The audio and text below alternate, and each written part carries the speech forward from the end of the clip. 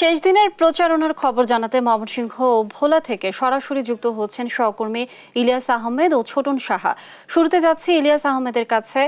ইলিয়াস, ময়মনসিংহের শেষ দিনের প্রচারণা কেমন দেখছেন? লিনিয়া আজকে মধ্যরাতে শেষ হচ্ছে প্রচারণা। ইতিমধ্যে আমরা লক্ষ্য করেছি প্রার্থী যারা আছেন তারা কিন্তু বিরামহীন প্রচারণা চালিয়ে যাচ্ছেন, অর্থাৎ শেষ মুহূর্তের প্রচারণায় একেবারেই জমে উঠেছে নির্বাচন। আমি যদি বলি যে ময়মনসিংহ সদর, মুক্তাগাছা এবং গৌরীপুর এই তিন উপজেলায় কিন্তু নির্বাচন অনুষ্ঠিত হবে, অর্থাৎ দ্বিতীয় ধাপে 21শে মে সকাল 8টা থেকে পর্যন্ত কিন্তু এই তিন উপজেলায় ভোট গ্রহণ। চেয়ারম্যান পদে 13 জন প্রার্থী, মহিলা ভাইস চেয়ারম্যান পদে 13 জন প্রার্থী এবং পুরুষ ভাইস চেয়ারম্যান পদে 17 জন, মোট 43 জন প্রার্থী কিন্তু ইতিমধ্যেই তারা প্রচারণা প্রায় সম্পূর্ণর দিকে কিন্তু তারা করছেন, অর্থাৎ তাদের প্রচারণায় বিগত সময়ে আমরা দেখেছি ভোটের মাঠ একেবারেই উত্তপ্ত ছিল এবং তারা প্রত্যেকেই প্রত্যাশা করছেন যদি সুষ্ঠু পরিবেশের মধ্য দিয়ে ভোট গ্রহণ অনুষ্ঠিত হয় তারা কিন্তু জয়ের ব্যাপারে আশা প্রকাশ করছেন এবং ভোটাররাও কিন্তু জেনে শুনে দক্ষ এবং যোগ্য ব্যক্তিকেই কিন্তু ভোট দিয়ে নির্বাচিত করতে চান, সেই বিষয়টি কিন্তু ভোটাররাও আমাদেরকে বলছেন। এবং আমি এখন রয়েছি ময়মনসিংহ সদর উপজেলার কাতলা সেন যে ভোট কেন্দ্র রয়েছে সেই ভোট কেন্দ্রের সামনে কিন্তু রয়েছে, অর্থাৎ এই ভোট কেন্দ্রটিতে আমরা দেখেছি বিভিন্ন প্রার্থীর যারা সমর্থক আছেন তারা কিন্তু ইতিমধ্যেই ভোট কেন্দ্রের সামনে তারা পোস্টার সাটাচ্ছেন, অর্থাৎ তারা বলছেন যে এখানে কিন্তু এই কেন্দ্রটি এই এলাকার মধ্যে অনেকটাই বড় কেন্দ্র এবং কয়েক হাজার মানুষ কিন্তু এই কেন্দ্রে আসেন ভোট দিতে। এবং এখানকার স্থানীয় যারা আছেন তারাও কিন্তু বলছেন যে এবছর দলীয় প্রতীক না থাকায় এবছর কিন্তু নির্বাচনী প্রচারণা একেবারেই জমজমাট হয়ে উঠেছে এবং প্রার্থী যারা আছেন তারাও কিন্তু তাদের কাছে যাচ্ছেন এবং তারাও কিন্তু প্রচারণা দিয়ে একেবারেই ভোটের মাঠ কিন্তু তারা একেবারেই গরম করেছেন এবং তারা বলছেন যে সুষ্ঠু নির্বাচনের মাধ্যমে তারা তাদের পছন্দের প্রার্থীকে কিন্তু নির্বাচিত করতে চান। এই ছিল আমার কাছে ময়মনসিংহ থেকে। আমরা নির্বাচনী প্রচারণার আরো খবর জানতে আমরা চলে যাব ভোলায়, সেখান থেকে যুক্ত হবেন সহকর্মী ছোটন সাহা।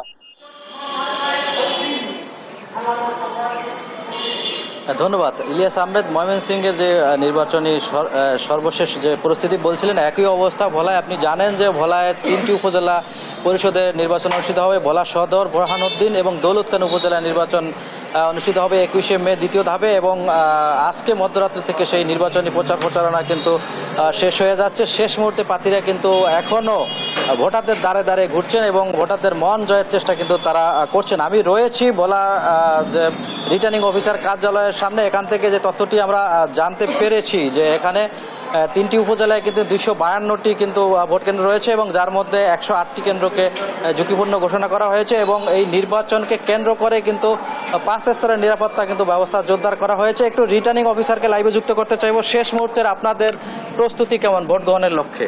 ধন্যবাদ আপনাকে। আপনি জানেন যে আগামী 21 মে ভোলার দ্বিতীয় পর্যায়ে 3টি উপজেলাতে নির্বাচন অনুষ্ঠিত হবে। সেই নির্বাচনকে সামনে রেখে আমাদের সকল ধরনের প্রস্তুতি এখন সম্পন্ন আছে। আশা করছি আমাদের 5 স্তরের নিরাপত্তা নিশ্চিত থাকবে এবং পাশাপাশি এক্সিকিউটিভ ম্যাজিস্ট্রেট, স্ট্যাটিং ফোর্স এবং জুডিশিয়াল ম্যাজিস্ট্রেট নিয়োগ থাকবে। আইন শৃঙ্খলা পরিবেশ এখন স্বাভাবিক আছে। আজকে মধ্যরাত থেকে ভোটারের প্রচারণা শেষ হচ্ছে। আশা করছি আমরা সুষ্ঠু এবং সুন্দরভাবে নির্বাচন সফল করতে পারবো। আশা করছি ভোটাররাও তাদের নির্বিঘ্নে তাদের পছন্দের প্রতীকে ভোট দিয়ে যাতে বাড়ি ফিরতে পারে সেই দিকে আমাদের সবাই সশস্ত্র আছে এবং সেভাবে কাজ করছে। ধন্যবাদ। যেমনটি শুনছিলেন যে রিটার্নিং অফিসারও যেমনটি বলছিল যে তাদের ভোট নিয়ে যে সর্বশেষ এই প্রস্তুতির কথা এবং আগামীকালকে কিন্তু কেন্দ্রগুলোতে ভোটারদের যে সরঞ্জাম রয়েছে ভোট গ্রহণের লক্ষ্যে সেগুলো কিন্তু পাঠানো হবে এবং মূল ভূখণ্ডের বাইরে যে সমস্ত কেন্দ্র রয়েছে সেখানেই শুধুমাত্র আগামীকালকে ব্যালট পেপারও প্রেরণ করা হবে। আর যে মূল ভূখণ্ডের মধ্যে যে সমস্ত কেন্দ্র রয়েছে সেগুলো কিন্তু ভোট গ্রহণের আগেই কিন্তু যে নির্বাচনী সরঞ্জাম সেগুলো কিন্তু প্রেরণ করা হবে। এবং আজকে লক্ষ্য করেছি যে অলরেডি কিন্তু প্রশাসনের কর্মকর্তা এবং আইনশৃঙ্খলা বাহিনীরা কিন্তু টহল শুরু করে দিয়েছে এবং বলা যায় যে এখন পর্যন্ত নির্বাচনের যে সার্বিক পরিস্থিতি অনেকটা ভালো রয়েছে। তো এ ছিল আমার কাছে ভোলাতে যে নির্বাচনকে কেন্দ্র করে সর্বশেষ। অসংখ্য ধন্যবাদ আপনাদের দুজনকে আমাদের সাথে যুক্ত হবার জন্য।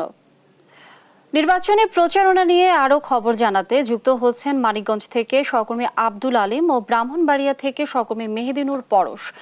আলিম, মানিকগঞ্জে ভোটের প্রচারণায় কতটা আমেজ দেখছেন? প্রার্থীদের কোনো অভিযোগ আছে কিনা সে বিষয়ে জানাবেন।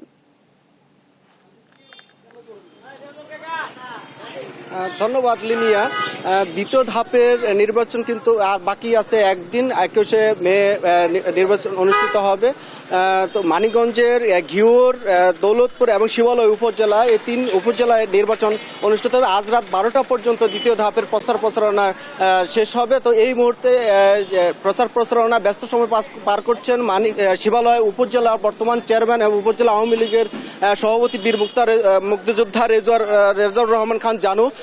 তিনি আনারস প্রতীকে নির্বাচন করছেন। তিনি সকাল থেকে ব্যাপক প্রচারণা চালাচ্ছেন আমরা দেখতে পেয়েছি, এবং তারা ভোটারদের দ্বারে দ্বারে যাচ্ছেন এবং ভোটারদের নানান প্রতিশ্রুতি দিয়ে ভোট চাচ্ছেন। তো আমাদের সাথে এখন যুক্ত হবেন যে উপজেলার চেয়ারম্যান, শিবালয় উপজেলার চেয়ারম্যান প্রার্থী যে বীর মুক্তিযোদ্ধা রেজাউর রহমান খান জানু। আমরা তার কাছে জানবো যে আচ্ছা, নির্বাচনী প্রচারণা তো আজকেই শেষ, তো কেমন প্রচারণা চালিয়েছেন এবং জনগণের কেমন সাড়া পেয়েছেন, জ্বরের ব্যাপারে কতটুকু আশাবাদ? ধন্যবাদ। আমি সকাল থেকে গভীর রাত অবধি প্রচারণায় থাকি। আমি একজন মুক্তিযোদ্ধা, আমি একজন অসাম্প্রদায়িক মানুষ। আমি 5 বছরে আমার কোনো দুর্নাম, বদনাম, দুর্নীতি কোনো কিছুই নাই আমার বিরুদ্ধে। জনগণ আমাকে ব্যাপক সাড়া দিয়েছে এবং আমি আশা করি ইনশাল্লাহ আমি বিপুল ভোটের ব্যবধানে আমি জয়যুক্ত হব। আচ্ছা, নির্বাচনী আচরণ বিধির কোনো অভিযোগ আছে কিনা কোনো প্রার্থীর বিরুদ্ধে? না, আচরণবিধি যেমন পোস্টার, আপনার ওই লেমিনেটিং পোস্টার করা হয়েছে, সে ব্যাপারে আমি একাধিকবার রিটার্নিং অফিসারকে জানিয়েছি লিখিতভাবে। এছাড়া বড় বড় প্রতীক বানায় রাস্তায় দেওয়া হয়েছে, এগুলো আচরণবিধি লঙ্ঘন হচ্ছে। ধন্যবাদ। লিনে যেমনটি শুনছিলেন যে আপনার এই প্রার্থীদের যে অভিযোগ রয়েছে যে নির্বাচন আচরণ বিধির, তো আমরা নির্বাচনী প্রচারণার খবর জানতে এখন চলে যাব আমাদের সহকর্মী ব্রাহ্মণবাড়িয়া রয়েছেন পরশের কাছে। পরশ। হ্যাঁ আলিম, আপনাকে ধন্যবাদ। মানিকগঞ্জ থেকে আমাদের সহকর্মী নির্বাচনের সার্বিক বিষয় নিয়ে জানিয়েছিলেন। আজ 12টার পরে কিন্তু নির্বাচনী প্রচারণা কিন্তু শেষ হবে। ইতিমধ্যে কিন্তু যে প্রার্থীরা রয়েছেন তারা কিন্তু ভোটারদের দ্বারে দ্বারে কিন্তু ভোট প্রার্থনা করছেন এবং বিভিন্ন প্রতিশ্রুতি দিয়ে কিন্তু তারা ভোট চাচ্ছেন। এই সীমান্তবর্তী ব্রাহ্মণবাড়িয়ার আখড়া এবং কসবা উপজেলায় চেয়ারম্যান পদে 6 জন এবং ভাইস চেয়ারম্যান পদে 6 জন এবং নারী ভাইস চেয়ারম্যান পদে 4 জন প্রতিদ্বন্দ্বিতা করছেন। এর মধ্যে যে কসবা উপজেলায় রয়েছেন যে মহিলা ভাইস চেয়ারম্যান, তার সাথে কোনো প্রতিদ্বন্দ্বী প্রার্থী না থাকায় কিন্তু বিনা প্রতিদ্বন্দ্বিতায় কিন্তু তিনি নির্বাচিত হয়েছেন। তো আমি এই 2টি উপজেলা সার্বিক বিষয় যদি বলি, এই 2টি উপজেলায় কিন্তু ক্ষমতাসীন দলের লোকজনই কিন্তু এখানে নির্বাচনে লড়াই করছেন। তো আমি যদি আপনাকে বলে রাখি, এর মধ্যে কিন্তু কসবা উপজেলায় কিন্তু একটি প্রতিদ্বন্দ্বিতামূলক নির্বাচন হতে যাচ্ছে। এখানে আওয়ামী লীগের যে উপজেলা সাধারণ সম্পাদক রাশিদুল কাসের ভূঁইয়া জীবন, তার প্রতিদ্বন্দ্বী প্রার্থী রয়েছেন উপজেলা আওয়ামী লীগের সভাপতি সাইদুর রহমান স্বপন। তাদের দুইজনের মধ্যে একটি দ্বিমুখী লড়াই হবে। যেহেতু এই 2টি উপজেলা কিন্তু আইন বিচার ও সংসদ বিষয়ক মন্ত্রী অ্যাডভোকেট আনিস হকের এলাকা, সেজন্য কিন্তু ভোটাররাও কিন্তু ভাবছেন কাকে ভোট দেবেন, তারা তো উৎকণ্ঠায় আছেন। কিন্তু গতকাল কিন্তু আইন বিচার সংসদ গত শুক্রবার আইনমন্ত্রী কিন্তু তার নির্বাচনী এলাকা সরকারি সফরে এসেছিলেন।